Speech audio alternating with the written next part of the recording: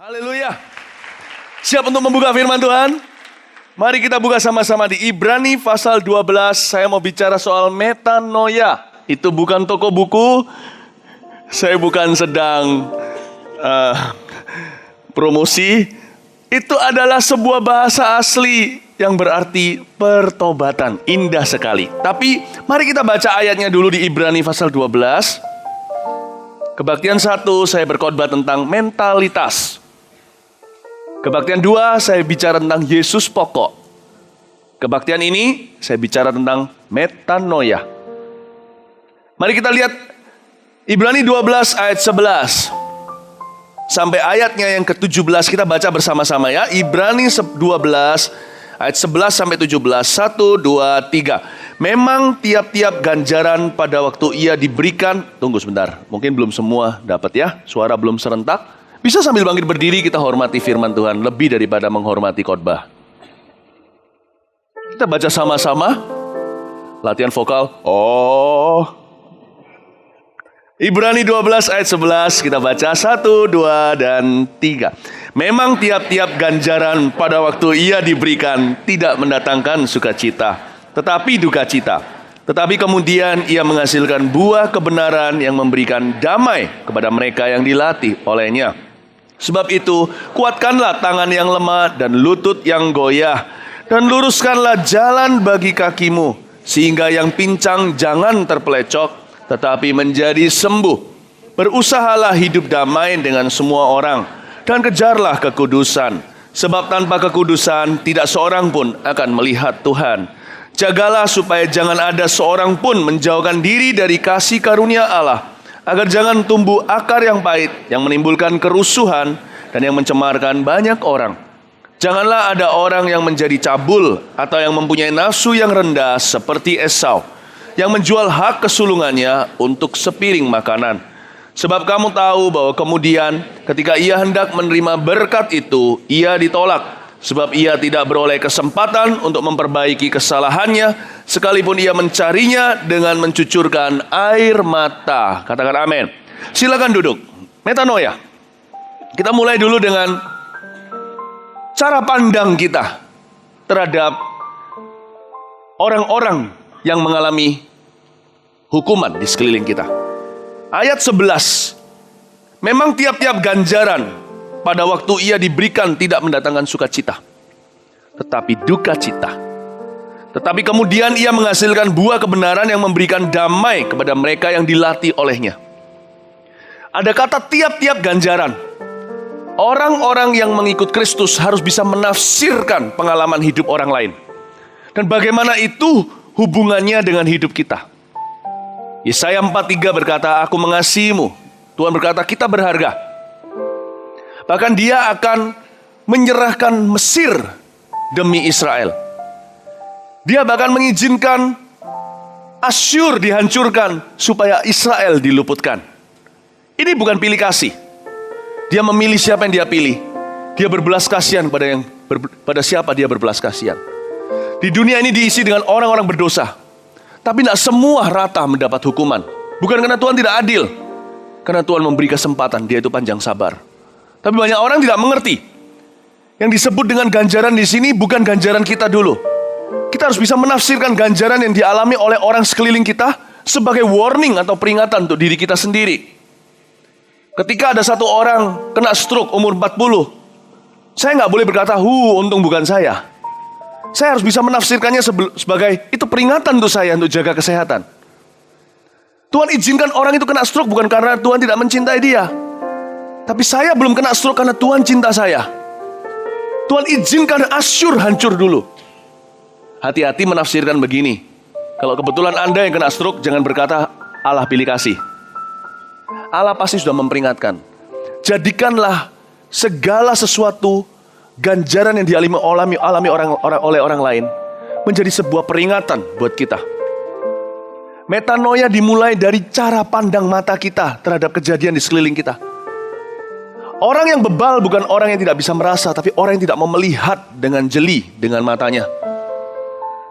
Dia bermain-main dengan api. Kenapa ada orang-orang yang bermain-main dengan api? Karena dia merasa orang lain kena, dia pasti luput. Dalam hal ini kita tidak boleh GR. kita harus berkata seperti ini. Orang itu kena persis sebelum sebentar lagi saya kena. Ini bukan negative thinking. Ini namanya wise thinking. Cara berpikiran yang bijaksana. Kita harus bisa melihat itu sebagai peringatan Tuhan. Hendaklah tiap-tiap ganjaran itu yang dialami oleh orang lain menjadi suatu pesan khusus. Apalagi kalau di area-area yang memang kita bermasalah. Di area itu. Ketika kita melihat ada satu orang yang pernikahannya berujung pada kehancuran. Itu harusnya berbicara kepada pasangan yang suka ancam-mengancam untuk cerai segala. Anak-anak muda yang melihat tiba-tiba ada satu orang, mungkin bukan temannya, apalagi kalau temannya juga harusnya jauh lebih kerasa Tuhan berbicara. Kalau kita mendengar seorang mahasiswi hamil di luar nikah, dia jadi mama muda, drop out dari kuliah, harusnya menjadi peringatan buat mereka yang pacaran, tangannya gerayangan. Benar. Kita harus bisa menafsirkan, bukan hidup dalam ketakutan. Bahwa yang terjadi dengan orang ini harusnya terjadi pada aku. Cuman Tuhan izinkan dia selangkah lebih dulu untuk memperingatkan aku, mencegah aku jangan sampai jatuh dan mengalami yang serupa. Hendaklah tiap-tiap ganjaran pada waktu diberikan memang tidak mendatangkan sukacita, tapi duka cita. Tapi kemudian ia menghasilkan buah kebenaran yang memberikan damai kepada mereka yang dilatih olehnya. Saya senang sekali. Kata ganjaran kalau saya gabung dengan damai menjadi ganjaran damai. Ya Tuhan, saya mengerti itu peringatan buat saya. Ketika saya sendiri sebagai seorang pendeta melihat kasus-kasus pendeta yang terjadi, harusnya itu berbicara kepada saya untuk hati-hati. Betul atau tidak? Bapak, Ibu, Saudara, Allah berbicara selain lewat firman-Nya, Alkitab, lewat khotbah, lewat renungan harian kita. Dia berbicara lewat kejadian di sekeliling kita. Dan kita harus menangkap sinyal-sinyal ilahi itu. Dia sedang berbicara sesuatu kepada Anda. Tentunya yang berhubungan dengan Anda, yang Anda harus peka. Yang berhubungan dengan kita, yang kita harus peka. Ketika salah satu orang kena breast cancer, saya nggak usah khawatir. Jangankan cancernya, breastnya aja saya nggak punya. Tapi nggak tentu ya, katanya secara medis ada ya laki yang breast cancer ya, betul ya? Breast cancer. Ya perempuan nggak akan kena prostat kan? Jadi nggak usah kena khawatir, ada orang kena prostat, lalu kita berkata, aduh nanti aku kena prostat. Kalau Anda perempuan, jangan khawatir. It will not happen. Taruhan pun tidak akan terjadi. Yang berkenaan dengan Anda, pekalah. Hari-hari ini Tuhan sedang berbicara kepada jemaat. Saya jadi diingatkan Tuhan di kitab Wahyu dikatakan, kalau ada orang yang bertelinga hendaklah ia mendengarkan apa yang dikatakan Roh kepada kita. Kalau kita bisa peka dengan apa yang terjadi sekeliling kita, menafsirkan kasih karunia Allah, satu langkah aku diluputkan. Kemungkinan besar kita akan diluputkan dari masalah yang tidak perlu dalam hidup kita. Kalau kita mau belajar. Amin Bapak Ibu. Amin saudara-saudara. Tuhan tidak pernah izinkan kita jatuh ke sebuah lubang. Tuhan selalu izinkan terlebih dahulu Mesir menjadi contoh hidup bagi kita dan Asyur. Jadi Tuhan itu berbicara, gak mungkin orang itu apes tanpa diperingati Tuhan dulu. Gak mungkin. Saya bersyukur. Saya menerima ganjaran. Kalau kita sendiri yang mengalami ganjaran, bukan orang lain.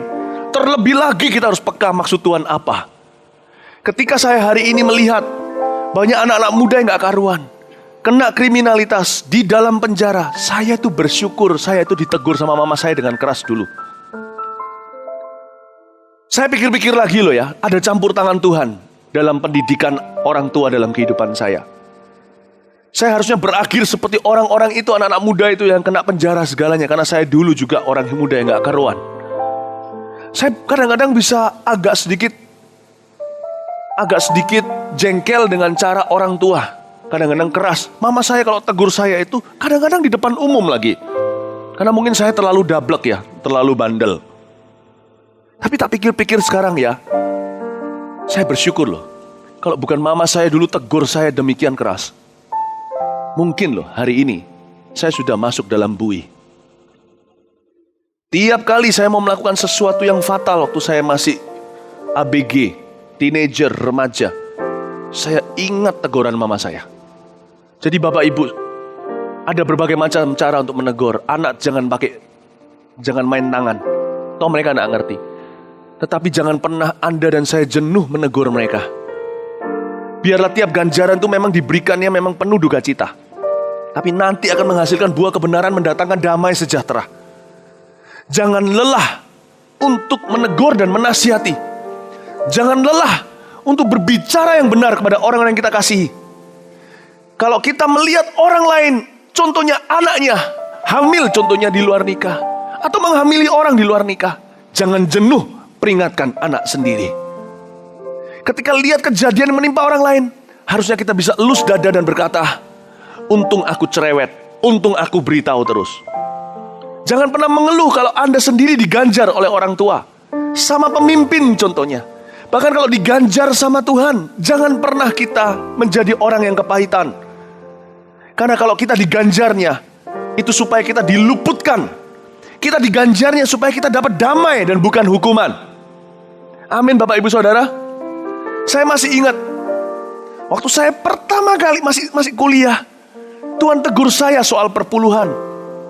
Perpuluhan itu bukan 10%. Tapi perpuluhan itu adalah supaya saya punya hati tidak nyantol di keuangan. Punya uang gak apa-apa, uang memiliki kita itu bahaya. Uang itu adalah hamba yang baik, tuan yang sangat-sangat jahat dan kejam. Dia bisa memecah keluarga, menghancurkan segalanya. Saya masih ingat, dulu saya mengulur memberi perpuluhan. Saya berkata, ya Tuhan mengertilah. Saya gak mau. Akhirnya terjadi sebuah tabrakan. Itu hampir copot jantung saya baru belajar nyetir di Indonesia itu loh. Saya ngalami tabrakan, meskipun gak sampai nyawa. Tapi orang itu hampir saja dilindas yang naik sepeda motor itu ketika terseret sekian meter di perempatan. Itu kalau ada satu mobil atau truk, matilah dia. Hanya karena 10% dari tidak seberapa waktu saya masih sekolah. Tapi hari itu saya diganjar Tuhan. Saya gak berkata Tuhan senggol orang itu supaya dia terseret sekian meter. Saya gak berkata Tuhan hukum saya. Tidak. Ganjaran itu bukan hukuman. Ganjaran itu peringatan. Tapi itu membuat saya jadi takut akan Tuhan soal uang. Dan hari ini kalau saya lihat pendeta yang kena uang, politikus atau public figure yang akhirnya rakus, yang masuk di dalam skandal, saya bersyukur saya diganjar Tuhan dulu, supaya hati saya gak pernah nyantol dengan materi dan duniawi. Kadang-kadang apa yang terjadi dengan kita, kita keluhkan sekarang. Ketika kita alami, kita merasa kenapa ya kok Tuhan izinkan. Tuhan itu bisa lihat ke masa depan, kita gak bisa melihatnya sekarang. Tapi suatu hari kita bisa menoleh dan berkata, untung aku sudah dididik Tuhan di zaman itu. Amin Bapak Ibu Saudara. Kalau Anda hari ini mengalami sesuatu yang tidak enak, think about the future. Supaya jangan Anda kecewa dan putus asa. Jangan terbawa dengan masalah yang sekarang saja. Banyak orang itu masih terlalu tertegun dengan apa yang dia alami sekarang. Keluar dari box dan kota itu. Pandang ke depan. Allah tahu masa depanmu. Kalau Allah izinkan hal itu sekarang dalam hidupmu, berarti Dia ingin meluputkanmu dari bencana yang besar di depan sana. Bersyukurlah untuk setiap ganjaran itu. Amin Bapak Ibu dan Saudara. Itu yang terjadi kepada kita. Jadi jangan pernah kita itu sama Tuhan itu berpikiran yang negatif. Sekalipun kalau kita sedang mengalami sesuatu yang negatif, think positif. Tuhan pasti punya niat baik di balik semuanya ini. Amin. Jangan terus tuduh Tuhan berkata, Tuhan Engkaulah yang memberi aku pencobaan. Itu gak alkitabiah. Tuhan tidak mencobai maupun dicobai. Tapi kalau Tuhan izinkan, itu ujian, saudara. Itu ujian. Kalau kita sendiri yang menanggung ganjaran dan disiplin itu, kita dianggap sebagai anak yang sah, bukan anak gampangan. Apa itu ganjaran yang Anda alami hari ini dalam bisnis Anda, pekerjaan Anda? Mungkin hari ini Anda baru saja dimakan uangnya 300 juta. Ya memang susah dapatnya. Sekarang untuk cash flow, aduh pusing sekali. Pekerjaan butuh modal bukan? Mau dijual gimana? Sebelum dijual, kan harus beli materinya dulu. Entah itu apa. Kalau makanan, bahan-bahannya harus ke pasar. Uang udah habis total. Gimana? Jangan justru mundur dari gereja. Jangan justru gak baca firman Allah. Jangan justru tidak berdoa karena kecewa. Salah. Susah, jalani saja. Jalan di depan dengan iman percaya sehari demi sehari Tuhan akan pelihara. Lalu cara kita gimana menebus kekalahan kita, kesalahan kita, dan kerugian itu? Caranya adalah berpikir positif dulu. Ini biaya kuliah. Aku sekarang hilang 300 juta supaya suatu hari gak hilang 30 miliar rupiah. Pasti Tuhan luputkan saya sesuatu. Nanti pada saat suatu hari, dealnya sudah puluhan miliar rupiah. Anda ketemu lagi garongnya. Anda sudah ingat dengan garong yang 300 juta. Anda berkata, haha, kali ini kamu tidak bisa tipu aku. 300 juta itu Anda akan kamsia-kamsia hilang pada waktu itu. Karena Anda diluputkan dari 30 miliar rupiah di hari kemudian. Di dalam Tuhan, Kita ini seperti ayam. Semua pengalaman kita tidak ada yang sia-sia. Ayam itu dari pucuk sini sampai brutu semua kepake. Sampai bulu semuanya ada. Kemuncing pun jadi. Kalau orang ikut Yesus itu satu kelebihannya, tak ada satupun pengalamannya. Sebrutu-brutu pun semua dipakai untuk kemuliaan Allah. Roma 8. Kasih tepuk tangan untuk Tuhan. Amin. Apakah ada pengalaman brutu di sini dalam hidup kita? Brutu kalau dimasak enak. Saya sih nggak kolu makan sih brutu. Terserah Anda. Tapi kalau dimasak enak loh. Saya pernah sekali makan, ini enak nih. Dia bilang, apa itu brutu? Tapi ternyata enak. Brutu kita, pengalaman kita kalau dimasak sama Roh Kudus, enak. Makanya Tuhan berkata, kemarilah yang letih lesu. Bawa sini brutu. Aku memberimu kuk yang baru, ringan dan enak. Hao ce, sencing bing. Amin Bapak Ibu Saudara. Jangan sesali. Menyesal tiada gunanya. Orang yang menyesal paling duduk sendiri, ambil tali dan mau bunuh diri. Jangan menyesal.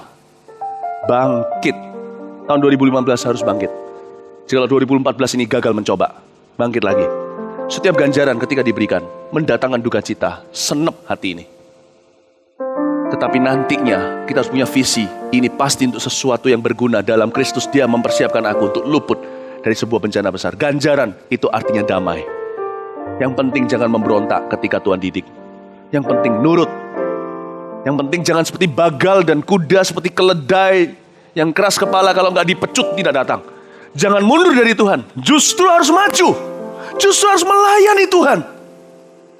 Justru harus rohmu menyala-nyala dan layani Tuhan. Amin Bapak Ibu Saudara.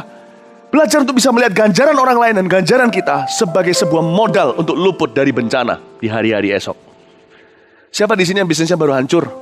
Bangkit ke? Bangkit. Siapa di tempat ini yang barusan membuat keputusan yang sangat-sangat bodoh sekali, keluar dari pekerjaan dulu sebelum dapat pekerjaan yang baru? Ya udah, sekarang dapat pekerjaan baru. Jangan mengulangi lagi keputusan itu. Belajar setia.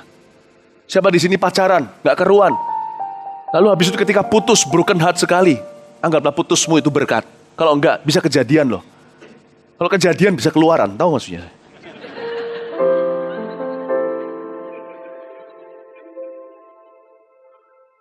Bersyukur pada Tuhan. Udahlah, putus ya putus, udah merem. Masih ada orang berikutnya, kali ini jangan sampai Anda jatuh lagi. Amin Bapak Ibu Saudara. Metanoia itu dimulai dengan cara berpikir. Saya sedang mempengaruhi cara berpikir Anda. Saya ajari Anda untuk sekarang, bukan saya, firman Tuhan ajari Anda untuk berpikir dengan caranya Tuhan. Tuhan tuh punya pesan. Dia tidak pernah membiarkan kita tinggal sendirian. Tidak, dalam hidup orang Kristen tidak ada kejutan. Semua yang terjadi hari ini sebuah sudah terprediksi. Kalau Anda dan saya bisa sama-sama membaca perakiraan cuaca. Kalau sekarang pohon ara ini sudah demikian, berarti kita tahu ini akhir zaman.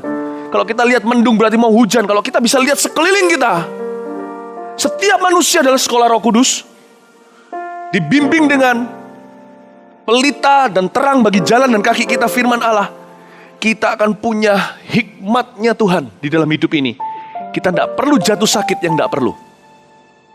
Kalau kita bisa melihat setiap kejadian setiap manusia adalah sekolah Roh Kudus, orang seperti itu akan berbahagia jalannya. Tidur tidak ada kejutan, berjalan tidak takut jerat. Saya sedang memberitahu kepada Anda bahwa Tuhan sumber hikmat. Ada orang berkata, Yesus masa bisa bantu pekerjaanmu? Kalau Anda dan betul-betul bisa melihat Dia berguna, firman itu berguna bagi kita, Anda akan melihat kegunaannya. Belajar menghargai. Siapa yang mencari kebenaran dalam firman akan menemukan mujizat, kata firman Tuhan di kitab Amsal. Amin Bapak Ibu Saudara. Metanoia itu adalah pembaruan akal budi. Aku melihat dengan cara pandang yang berbeda. Kita lanjutkan sekarang di ayat berikutnya. Setelah kita bicara ganjaran damai, mari kita lihat ayat 12. Tuhan memberi faktor untuk berhasil itu nggak hanya di dalam diri kita, tapi di luar kita juga. Sebab itu, kuatkanlah tangan yang lemah dan lutut yang goyah, dan luruskanlah jalan bagi kakimu, sehingga yang pincang jangan terpelecok, tetapi menjadi sembuh. Ayat 12 ini ada kesamaannya dengan sebuah ayat yang berkata, dengan banyaknya nasihat sebuah perkara menjadi berhasil. Banyak di sini bukan kuantitas tapi kualitas. Tuhan tidak pernah membiarkan kita yatim piatu. Bukan hanya Tuhan memberi kita Roh Kudus, Tuhan memberi kita teman. Ada teman-teman yang meruntuhkan dan pada akhirnya mereka bukanlah teman maupun kawan. Tapi ada orang-orang yang merupakan confidant. Confidant, dalam bahasa Inggrisnya itu confidant. Ya bolehlah disebut confide, somebody I can confide with. I can confide in seseorang yang saya bisa taruh rasa percaya. Bapak, Ibu, Saudara, setiap usia kita butuh orang-orang seperti ini yang disebut sebagai penasehat dalam hidup kita. Penasehat gak tentu lebih tua, bisa sebaya. Karena itu anak-anak muda, pilihlah dengan siapa engkau bergaul. Lihat orang-orang yang tawuran di jalan sana, kalau kita lihat di koran, itu karena mereka bergaul dengan yang salah. Ketika mereka ditangkap, mereka tetap kayak bayi itu. Di kepolisian, di Polres, Polsek, atau mana yang menangkap mereka, atau di Polda, mereka menangis waktu mau dipenjara. Mamanya datang, pakai kerudung, bok-bok gitu, datang dan berkata, "Nak, kenapa kamu begini?" Ternyata anak baik-baik, anak dari mama baik-baik. Seorang ibu yang bekerja, karena mereka bergaul. Tiap hari mereka diberitahu seperti Amsal pasal 1 awal-awal, Amsal awal-awal. Ada orang yang membisik, ayo kita berbuat jahat, ayo kita melakukan perkara kriminalitas. Teman-teman seperti itu tidak boleh mendapatkan confidence Anda. Tidak boleh mendapatkan confidence Anda. Setiap usia perlu penasihat. Dan Roh Tuhan sudah menyediakan penasihat-penasihat itu karena Tuhanlah sumber nasihat. Dialah penasihat ajaib, Allah yang perkasa, Bapa yang kekal, Raja damai. Dia sudah menyediakan itu.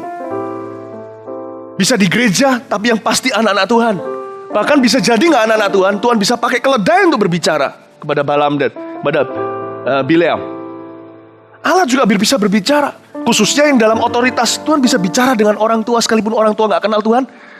Asal mereka dalam pikiran sehat, common sense yang baik, Tuhan bisa pengaruhi pikiran mereka berbicara kepada Anda. Setiap usia pun perlu penasihat. Karena itu dikatakan di ayat 12, kuatkan tangan yang lemah dan lutut yang goyah. Ini faktor luar.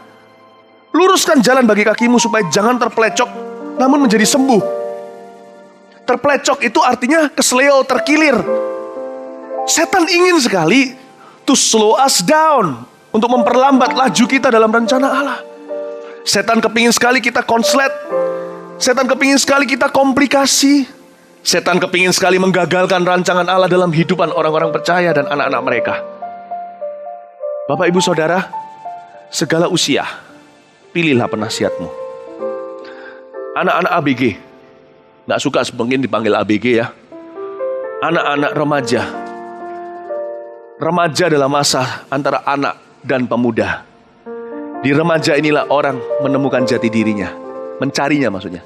Disinilah kebijakan orang tua mulai pelan-pelan yang dulunya jadi superhero-nya mulai menjadi kadaluarsa di matanya.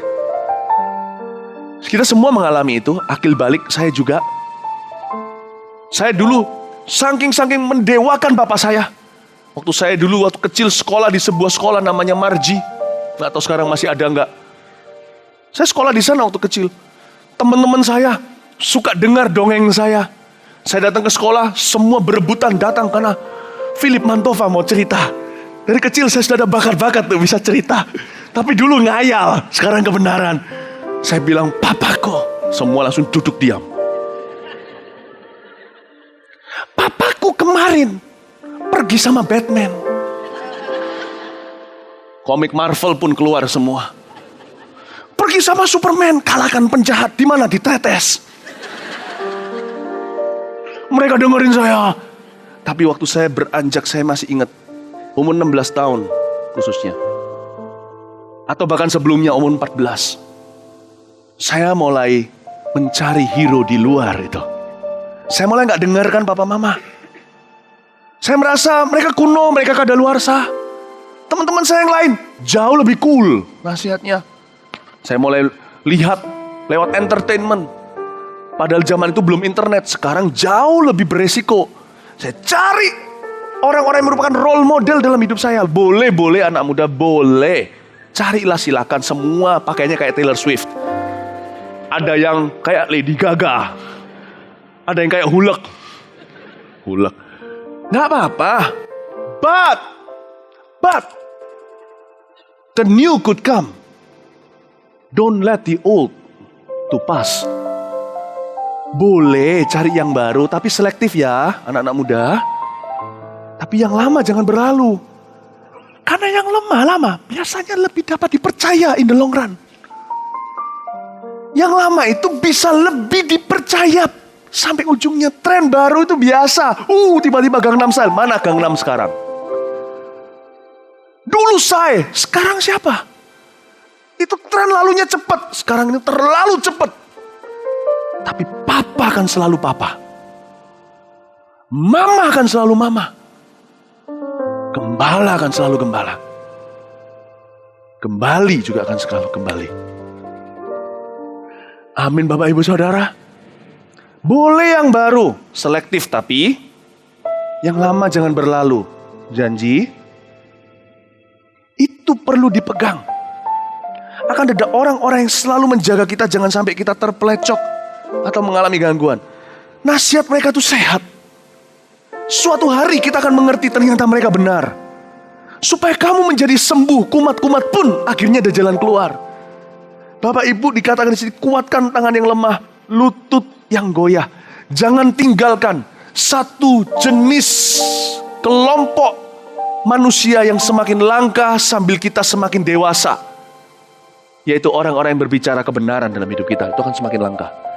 Alkitab pun memperingatkan, Paulus menubuatkan di zaman 2000 tahun yang lalu bahwa nanti akan datang zamannya di mana orang-orang akan mengumpulkan pengkhotbah, pendeta, pembicara yang bisa dibeli dengan uang, memberitahu mereka apa yang telinga mereka ingin dengar, bukan apa yang mereka butuhkan, tapi apa yang mereka inginkan. Orang tidak akan bisa lagi menerima ajaran sehat, kata Paulus kepada Timotius. Hati-hati, awasi pengajaranmu, awasi hidupmu. Bapak Ibu Saudara, akan semakin langka bukan hanya dengan usia bumi dan dunia semakin hari semakin dekat kepada penghangusan ini. Kebenaran akan menjadi komoditas termahal. If there is still, kalau ada satu orang yang berbicara kebenaran dalam kasih loh ya, kebenaran dalam kasih. Kalau kebenaran tidak dalam kasih itu begini loh. Kamu ya, gemuk ya kamu sekarang ya. Ya benar mungkin naik 5 kilo, tapi nggak mengasihi ya kan.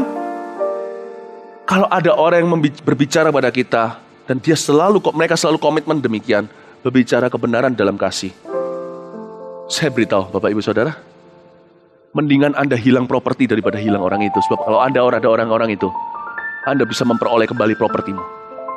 Tapi kalau Anda tidak punya orang-orang itu, Anda punya 1001 properti kehilangan anak sendiri. Orang berbicara kebenaran itu langka. Dan orang yang seperti ini ya, adalah komoditas dan seringkali kita temukan di rumah. Anak-anak remaja, kalau ada di sini, don't leave your mommy and daddy. Ask them about love. Tanya mereka tentang cinta. Mereka lebih tahu, meskipun papa kuno. Suatu hari, kalian juga akan jadi kuno. Belajarlah dari orang yang sicapan sekarang. Papa mama saya suatu hari ngomong sama saya begini. Saya sempat, namanya kita orang baru kenal kan, saya dan istri saya ini udah menikah 15 tahun ya. Udah 15 ya? Kita pacaran 4 tahun jarak jauh, jarak panjang. Saya di Kanada, dia ada di Surabaya. Kadang-kadang kalau nggak jarak jauh aja orang bertengkar. Kita sih jarang bertengkar. Kalau bisa dihitung kita bertengkar, kita kalau itu jadi frequent flyer, kita nggak pernah dapat free gratis tiket. Kita jarang bertengkar, jarang sekali. Tapi sekali bertengkar, orang kalau sabar itu kalau bertengkar tambah luar biasa. Saya bertengkar, dia bilang putus saya, ya kan? Biasanya sih saya cuma membual saja di depan papa mama supaya tidak malu. Biasanya dia yang putus saya, bukan saya yang putus dia. Mama saya dan papa saya ngomong, Lip, kamu tuh jangan emosian. Itu waktu itu kita sudah tunangan kalau nggak salah. Kayak papa mama, kalian masih muda itu masih bisa gengsi-gengsian. Gak mau ya sudah putus. Emangnya gue gak bisa jadi sama orang lain gitu ya. Tapi kalau papa mama, semakin orang itu semakin lama bersama, bahkan semakin tua, akan semakin membutuhkan. Jadi hal-hal yang kecil-kecil itu, ya sudah swan lelah. Ya sudahlah. Gak usah dijadikan apa gitu. Mama papa saya ngasih nasihat itu saya masuk di saya. Saya berterima kasih waktu padahal pada saat itu saya sangkali. Ya mama papa ngomong begitu. Saya bisa membantah biasa anak muda. Tapi ternyata mereka benar loh. Mama papa saya berkata kalau orang semakin tua, itu sudah tidak lagi rewel perkara-perkara kecil itu. Mereka lebih saling dekat membutuhkan. Makan aja sendiri gak bisa rasanya kalau gak ada pasangannya. Kalau sekarang bisa sok-sokan. Jangan begitu kalau kamu menjalin hubungan. Belajar tangkap rubah-rubah kecilmu, istilahnya gitu. Papa mama saya gak khotbahi saya, tapi perkataan mereka masuk ke saya. Dulu saya anggap itu nasihat kuno. Papa mama gak ikut dunia modern. Tapi hari ini saya mengerti mereka yang benar. Kalau saya datang sama teman-teman saya, emangnya dia seorang yang cantik? Putus saja.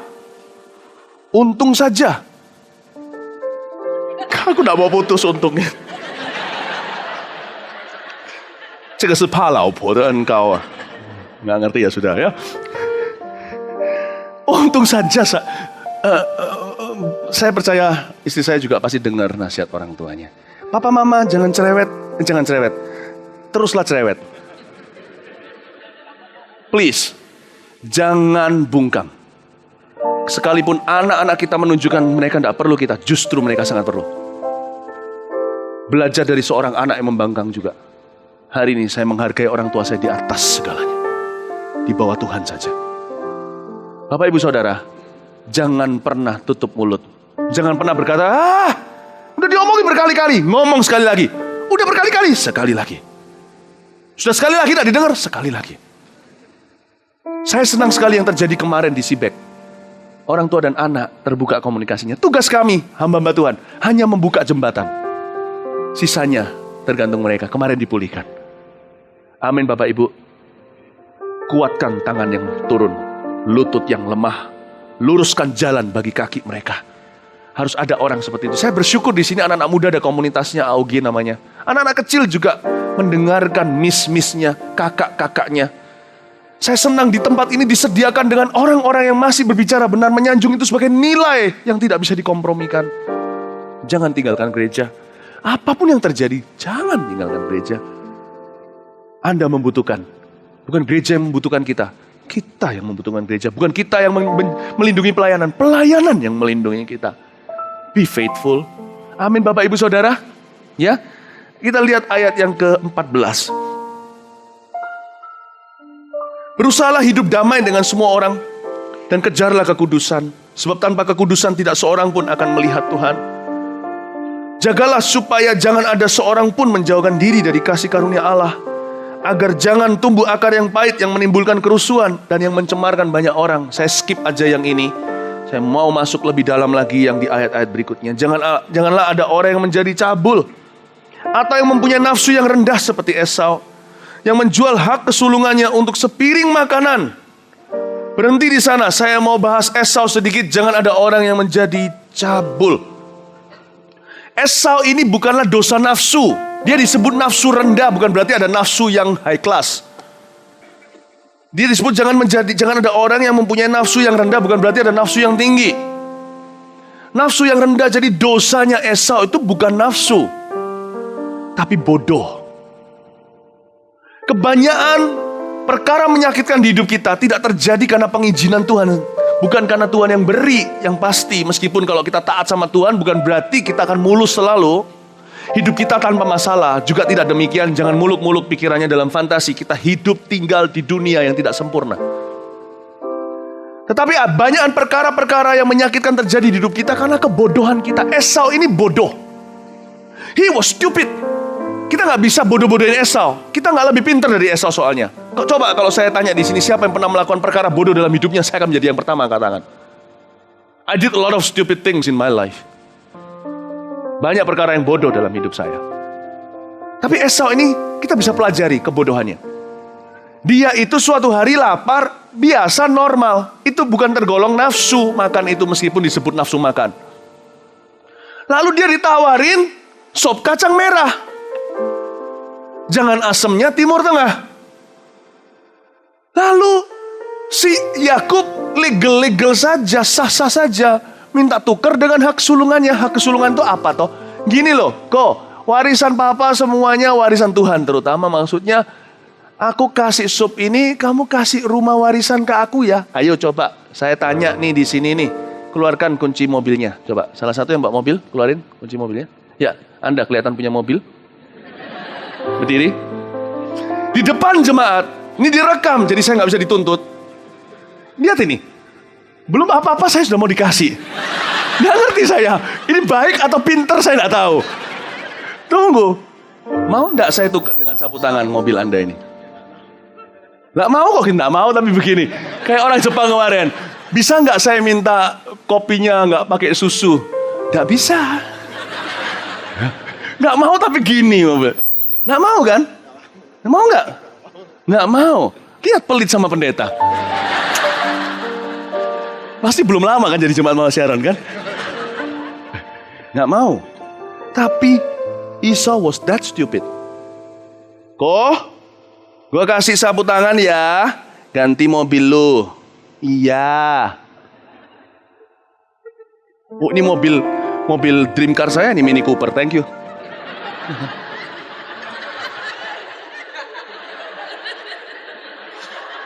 Masih mau berjemaat di Mawar Siaran? Ayo. Loh, kenapa berdiri? Jangan berdiri. Sapu tangan itu sapu tangannya Paulus ya. Ini emang yang bisa menyembuhkan? Nggak bisa ini. Udahlah. Ya, tidak merhatiin semua khotbah saya nanti. Thank you. Kasih tepuk tangan tuh saudara kita. Esau was that stupid. He was that stupid. Bukan karena dia itu bodoh, tapi karena dia tidak punya prinsip sebelum hujan, belum siap payung. Karena itu Bapak Ibu Saudara, untuk menghindari nafsu rendah, mari kita perlakukan seks seperti perlakukan uang. Miliki budget untuk seks. Seks perlu budgeting. Nggak cuman uang. Anda punya uang di dompet Anda. Selapar-lapar Anda pasti hitung makanan itu layak Anda beli atau tidak. Sekalipun Anda lihat satu rumah Anda kepingin, wah, Anda tidak akan masukkan penawaran. Karena Anda tahu Anda tidak mampu untuk bisa beli rumah itu. Betul nggak? Anda punya uang, Anda kumpulkan 100 juta rupiah. Dari bertahun-tahun kerja, Anda lewat, lihat 1 jam tangan, 100 juta rupiah. Sekepingin-kepingin Anda jam tangan itu, Anda tidak akan beli kan? Sebab Anda cuma punya 100 juta rupiah. Pikirkan juga. Karena Alkitab berkata, tanpa kekudusan, ayat yang tadi saya skip, tak mungkin kita bisa melihat Tuhan. Taruh di dalam pikiran sebelah kiri dan kanan. Pernikahanku tak akan pernah sama lagi. Anak-anakku tak akan pernah bertumbuh dewasa normal lagi kalau aku jatuh tidur sama pelacur ini. I cannot afford this. Saya tidak bisa beli ini. Ini tidak mungkin saya bisa hidupi. Tidak mungkin saya bisa pelihara. Ini terlalu mahal harganya sebab pernikahan saya tidak akan bahagia. Tanpa kekudusan tidak bisa lihat Tuhan. Itu maksudnya apa? Maksudnya apa? Gini loh, keselamatan itu cuma-cuma. Kebahagiaan itu ada harganya. Kalau Anda hanya mau kenal Yesus masuk surga. Lah kalau antara kenal Yesus dan masuk surga itu masih ada 40 tahun. Masuk surga tapi jalannya sendep, ya buat apa? Kebahagiaan itu ada harganya. Keselamatan itu cuma-cuma, kekudusan harus disengaja, dibudget. Kalau aku sama orang ini, selingkuhan ini, dia jadi istri mudaku. Nggak mungkin pernikahanku bisa bahagia ada orang ketiga itu. Nggak mungkin sama lagi. Mau sih, tapi kita berkata, no, nggak mampu. Aku nggak mampu serahkan kebahagiaanku demi ini. Budget that. Dibudget. Anak muda yang pacarannya sembarangan, mikir, yang perempuan mikir. Kalau sampai perut Anda ada gentongnya nanti, laki itu cao. Anda harus drop out.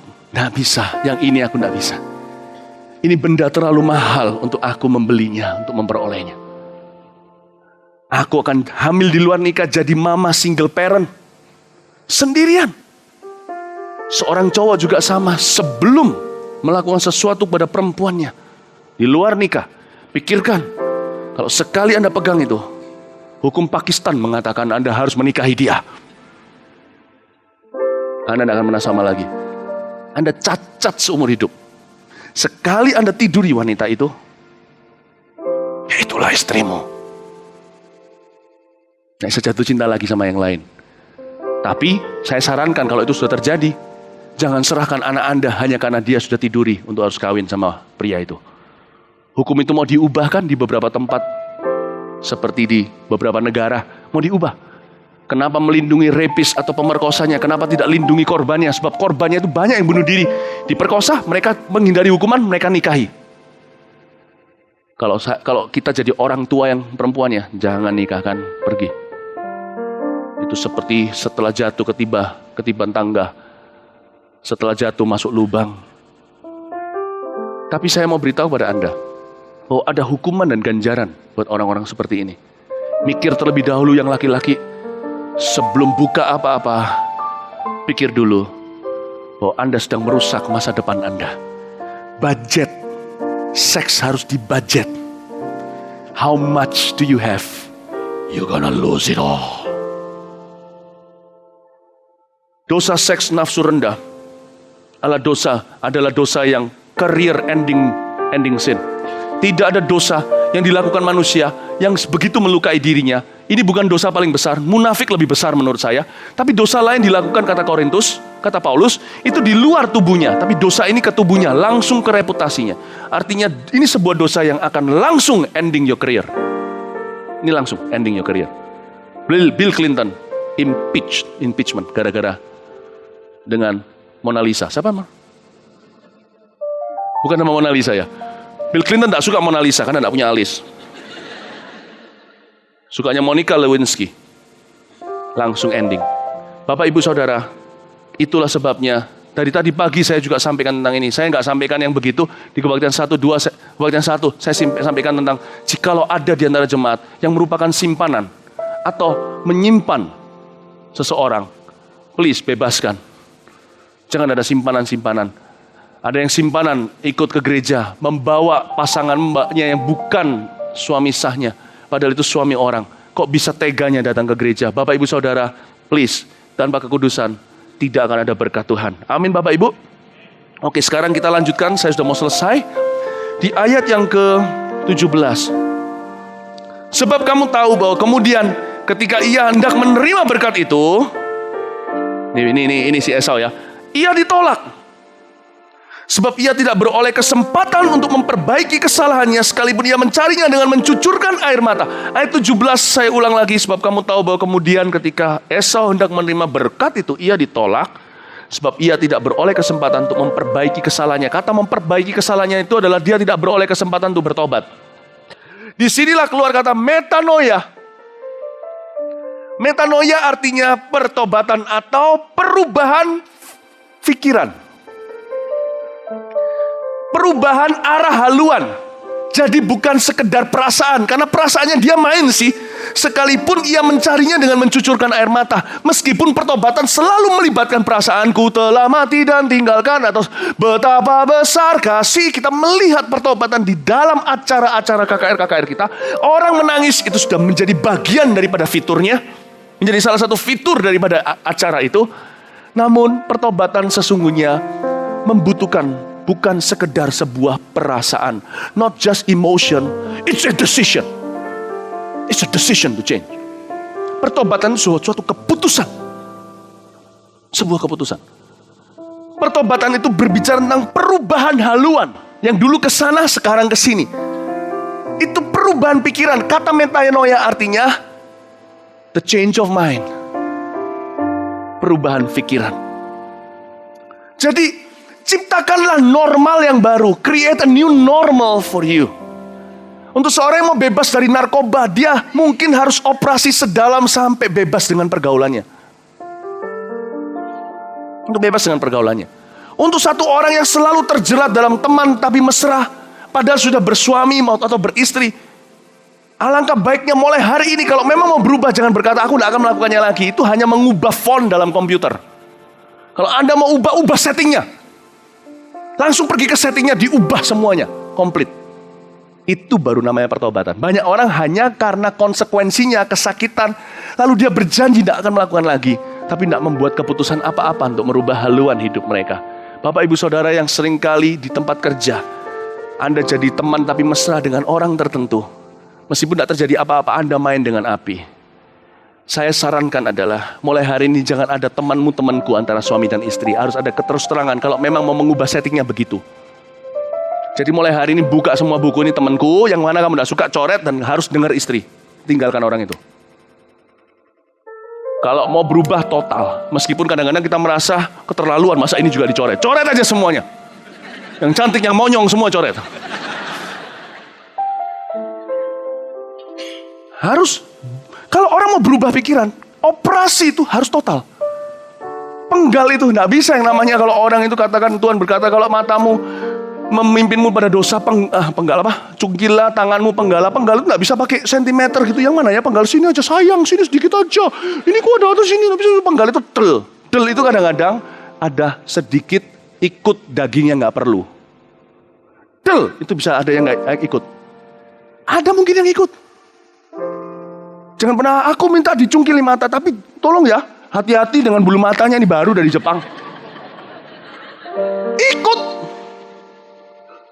Jangan sayangkan Yusuf meninggal jubahnya. Saya ngomong begini mau tahu kenapa? Hari-hari ini saya sedih. Dan saya takut juga. Orang yang tidak takut sok hebat malah justru jatuh. Betul-betul firman Tuhan telah digenapi. 1.000 orang rebah di sebelah kananmu, 10.000 di sebelah kirimu. Satu lagi Tuhan yang digenapi, tapi itu tidak akan mendekat ke kemahku.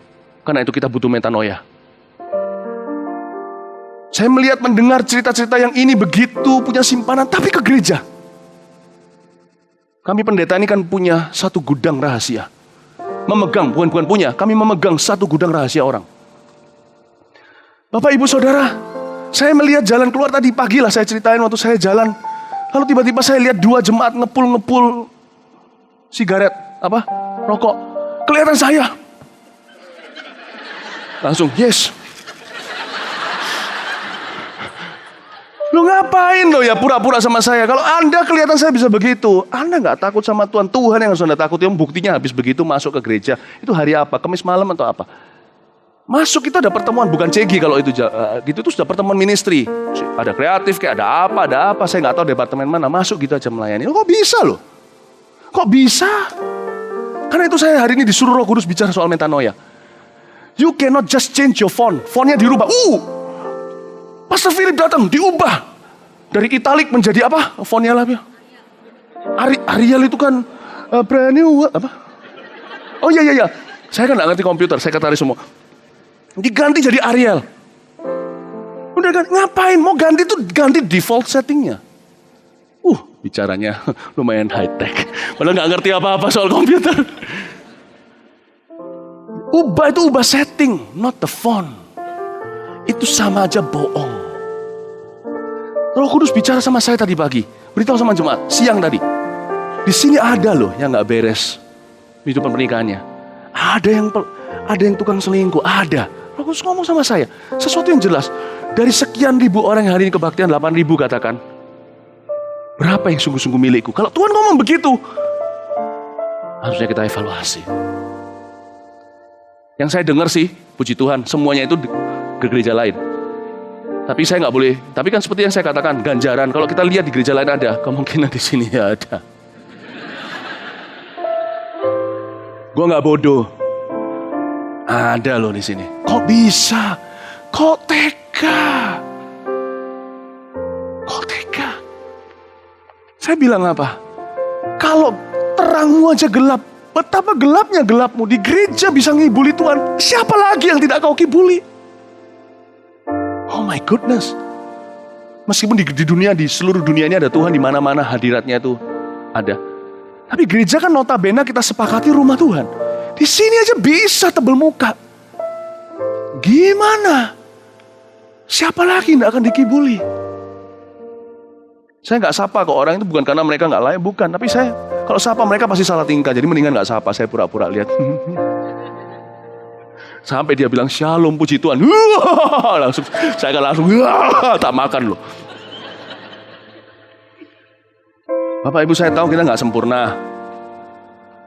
Tapi izinkan kita untuk mengerti kembali arti pertobatan itu metanoia. It is default setting change. Diubah. Arah haluan, perubahan pikiran. Bukan cuma nangis-nangis, menggeru-geru. Change anew. Mulai yang disebut dengan bertobat itu adalah menciptakan normal yang baru. What is your new normal? Bukan berarti kita nggak bisa jatuh dalam dosa lagi loh ya. Tapi tidak akan normal lagi. Saya masih bisa berbuat salah. Saya nggak munafik. Saya masih bisa berbuat dosa. Saya nggak munafik. Tapi it's no longer my new normal. Bukan lagi normal baru saya. Bapak Ibu Saudara, dulu ya. Zaman saya suka emosi. Saya ini orangnya emosian dulu. Ya, waktu saya dulu emosi itu mata gelap. Saya berkelahi dengan orang. Itu tiap hari sampai papa mama pusing. Nah dulu itu kalau saya belum punya Roh Kudus dalam diri saya. Sekali punya Tuhan kan punya Tuhan beneran. Kan gak bisa dikibulin, gak bisa bohong. Sebab Alkitab mengatakan, orang yang lahir dari Tuhan gak bisa berbuat dosa lagi. Loh, maksudnya apa? Berarti sempurna, sudah hidup di sorga? Enggak. Orang yang lahir dari Tuhan gak bisa nyaman berdosa lagi. Jadi kalau masih bisa nyaman dengan berencana, malah bisa pura-pura dengan sengaja gak terjadi apa-apa. Kemungkinan besar Roh Kudus memang gak pernah tinggal dalam dirinya. Kayak Yudas Iskariot itu bukan kehilangan keselamatan. Dia memang gak selamat dari awalnya. Dia hanya kelihatannya melakukan ibadahnya, bahkan jadi bendahara. Tapi gak garansi loh ya. Bapak Ibu, yang disebut dengan orang yang lahir dari Allah gak bisa berbuat dosa itu artinya gak bisa live in sin, gak bisa hidup dalam dosa. Berdosa masih bisa. Saya kasih contoh. Saya dulu itu kalau emosi setelah berkelahi sama orang, lukain orang, anak orang saya lukai, saya fitnah orang dan segalanya. Saya dulu bisa jahat sama orang, itu saya bisa tidur nyenyak malamnya. Sekarang gak bisa. Kalau sekarang saya marah, hati saya gak karuan. Kalau saya salah ya satu orang, gak bisa tidur sebelum minta maaf. Sehingga hari ini waktu saya lihat diri saya sendiri, terjadi sebuah normal yang baru. Yang normal bagi saya adalah gak marah. Yang normal bagi saya adalah tidak melukai orang. Yang normal bagi saya adalah tidak pernah berhutang maaf dengan seseorang. Kalau dulu, normal aku melukai orang. Normal aku memfitnah mereka. Normal aku hancurkan hidup mereka. Normal aku. Sekarang gak bisa. Bisa saya masih marah, bisa. Saya masih bisa lukai orang, bisa. Tapi tidak akan pernah nyaman. Berdosa itu satu hal. Kalau kita jalan keluar tiba-tiba ada kotoran burung hinggap di kepala kita, bukan salah kita. Ya salah kita. Kita nggak. Ya kalau dosa salah kita, kalau kena burung gitu ya nggak salah kita. Tapi kalau burung itu bisa bersarang di kepala kita, nah itu salah kita. Berapa tahun nggak sisiran, keramas. Amin Bapak Ibu Saudara. Saya nggak bisa. Saya telah menemukan normal saya. Sekarang kalau saya marah ya, sedikit naik emosinya itu perut saya ini seperti orang yang keram. Bahkan Roh Kudus memberi saya alarm. Saya bisa kayak keram. Bisa gak saya lawan? Bisa. Tapi sudah gak bisa nyaman. Gak bisa hidup 2 hari lewat 1 malam amarah masih di dada, itu saya gak bisa. This is the new Philip Mantova. Saya bukan saint santo maupun santa. Tapi hari ini saya tahu itu normalku. Ciptakan normalmu yang baru. Ciptakan normalmu yang baru. Amin Bapak Ibu. Berubahlah pikiran itu. Dan cara berubah saya selesai dengan ini. Tidak bisa metanoia terjadi dari positive thinking. Salah. Karena manusia di luar Kristus, Yohanes 15 berkata tidak bisa berbuat apa-apa. Kita ini bangkrut di luar Tuhan. Mau ngerti maksudnya bangkrut itu apa? Bangkrut itu kita perlu loan atau pinjaman dari bank sorga. Kita sendiri gak punya duit sama sekali dari dalam ini, gak ada dana. Pikiran positif, besok langsung jadi psikopat. Satu-satunya jalan metanoia terjadi perubahan pikiran adalah kalau pikiran kita dipengaruhi dengan Alkitab. Kayak seorang pragawati jalan, gak boleh jatuhin bukunya. Loh, saya bisa jadi pragawan ternyata. Tapi seperti ini, pikiran kita itu dekat dengan firman. Ini jangan sampai di syuting, ngapain ya kan benar. Tiap hari dipengaruhi Roma 12, perbaharuilah pikiranmu dengan akal budimu dengan firman Allah. Itulah sebabnya ada orang mau berubah tapi tidak pernah buka halaman Alkitab, tidak pernah merenungkannya dalam waktu kualitas berdoa. Bahkan kalau perlu, kalau saking memberontaknya daging, puasa sekalian baca firman, tidak bisa berubah. Kondisi Anda tidak berubah, breakthrough juga tidak akan pernah terjadi di hidupmu, dalam hubungan, dalam pekerjaan, dalam apapun juga Anda akan seperti snail. Seperti apa namanya? Bekecot apa? Bekecot. Ya, siput, seperti siput. Hanya dengan firman Tuhanlah Anda dikasih turbo seperti siput yang lari itu loh, apa filmnya? Ya turbo. Ya. Amin Bapak Ibu. Anda dan saya bangkrut dari diri sendiri. Bagaimana bisa breakthrough? Alkitab gak pernah dibuka. Jangan pernah lihat ini sebagai tulisan teori. Ini pembaharuan akal budi.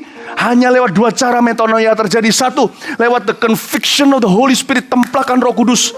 Yohanes 16 berkata, dan Roh itu datang, dia akan menemplak, akan menginsafkan dunia akan dosa. Yang dosa kita lihat, KKR Trip to Hell contohnya. Kayak kita khotbah, dengar khotbah begini, beberapa orang merasa berdosa sekali. Itu bukan saya tuduh Anda loh ya. Itu Roh Kudus sedang berbicara. Tapi juga menginsafkan kita akan kebenaran dan penghakiman. Kebenaran, itu loh. Hanya dengan conviction of the Holy Spirit. Ada satu templakan Roh Kudus. Bukan tamparan Roh Kudus, tidak kasar. Templakan Roh Kudus.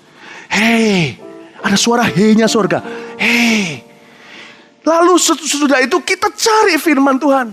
Kita gak bisa berkata kalau Tuhan mau bicara ya tinggal ngomong kan ya. Ngapain gua buka halaman Alkitab. Caranya gak gitu. Tuhan itu memberi satu peraturan secara rohani. Carilah aku kau temukan. Jadi Tuhan itu juga semi memanualkan dirinya, tidak setengah, tidak sepenuhnya otomatis. Kalau Anda tidak telepon papa ya tidak terlalu banyak bicara sama papa. Kalau Anda tidak datang ke kamarnya mumpung mentang-mentang udah besar ya tidak akan terjadi pergaulan. Allah bergaul karib dengan orang yang mencarinya. Beberapa orang firman itu tipis dan firman itu jarang, firman tidak sering, firman minim dalam hidupnya. Karena memang gak nyari. Yang cari Tuhan lebih cerewet di hidupnya. Puji Tuhan kalau Tuhan cerewet. Berarti akal budi Anda akan mengalami kemajuan. Let the Holy Spirit counsel you. Biar Roh Kudus mengkonseling Anda. Firman ini harus jadi pengaruh. Kalau kita mau metanoia, buka Alkitab dan berkata, perbaharui akal budiku. Itulah sebabnya waktu saya pertama kali bertobat, saya nggak tanggung. Anda mau tiru silahkan, nggak mau ya nggak apa-apa. Saya baca 10 pasal. Pak Yohanes tahu kan waktu saya di Ungaran, beliau mendapatkan pengaruh saat itu, terpengaruh dengan cara saya baca Alkitab. Saya baca 10 pasal. Seorang Philip kayak gini kalau enggak dihujani dengan firman cuman gerimis, enggak akan berubah. Waktu saya begitu, saya tanpa sadar sifat saya diubah under the word, di bawah firman. Mengalami terobosan dalam pelayanan, terobosan dalam hubungan. Conviction of the Holy Spirit, metanoia terjadi hanya lewat insafan Roh Kudus dan lewat firman Allah. Jangan sekedar baca. Saya juga senang sekali melihat orang yang rajin dengarkan khotbah. Gak usah khotbah saya deh, gak apa-apa khotbah apa. Orang gitu yang mengalami kemajuan dalam pembaharuan akal budinya. Terjadi breakthrough di sana sini. Saya sering melihat ada orang yang rajin dengerin khotbah. Itu lebih baik daripada nonton sinetron. Masuk firman dan masuk sampah itu dua hal yang berbeda. Amin Bapak Ibu Saudara. Metanoia. Jangan fight dengan aku tidak mau pornografi. Aku tidak mau membenci. Jangan begitu, jangan lihat kaca. Kamu tidak benci. Nggak bisa, bangkrut tanpa Kristus. Mau tidak membenci, baca kasih. Mau bebas pornografi, baca indahnya suci. Ketika Anda renungkan itu, Roh Kudus mengkonseling Anda. Anda masuk dalam lapisan-lapisan pengaruhnya. Tiba-tiba ada kekuatan lebih kasih karunia. Kata firman Tuhan untuk berkata tidak kepada dosa ketika dosa muncul di ambang pintu. Dan Anda terkejut, dari mana kekuatan itu? Dari jam-jammu saat teduh di bawah kakinya. Mari kita sama-sama datang ke bawah kaki Yesus. Mari kita bangkit berdiri bersama-sama. Terima kasih Tuhan. Amin Bapak Ibu Saudara. Anda belajar sesuatu? Yes? Rajin-rajin ya dengar khotbah. Rajin-rajin renungkan firman Allah. Saya lupa menyapa satelit Kelampis Sidoarjo Pontianak Makassar. Halo. God bless you. Mari kita beri tepuk tangan untuk Tuhan Yesus. Haleluya. Thank you Jesus. Terima kasih ya Tuhan untuk kebaikan-Mu. Terima kasih Bapa. Darah-Mu Yesus. Haleluya. Darah-Mu Yesus sucikan daku. Darah-Mu Yesus bebaskanku. Darah-Mu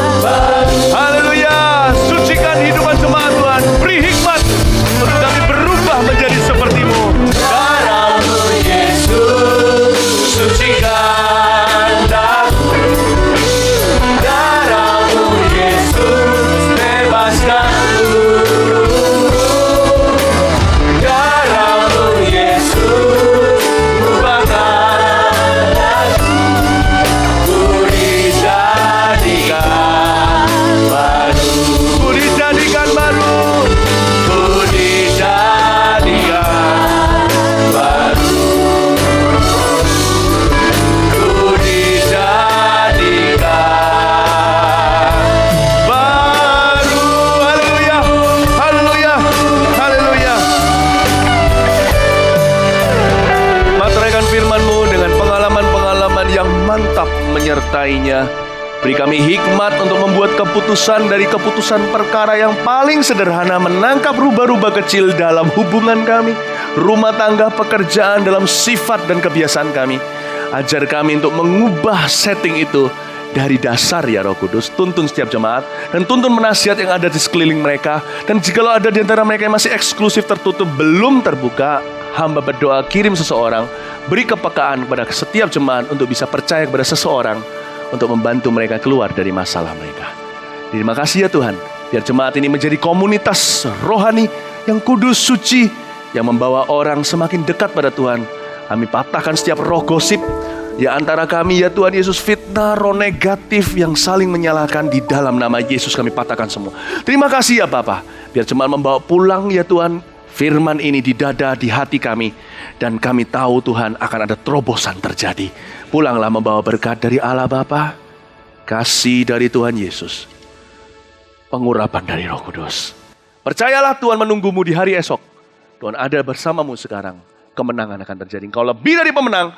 Tuhan akan membawa terobosan baru dalam hidupmu mulai hari ini sampai Maranatha. Yesus datanglah. Dalam nama Yesus, amin. Selamat malam. Tuhan memberkati.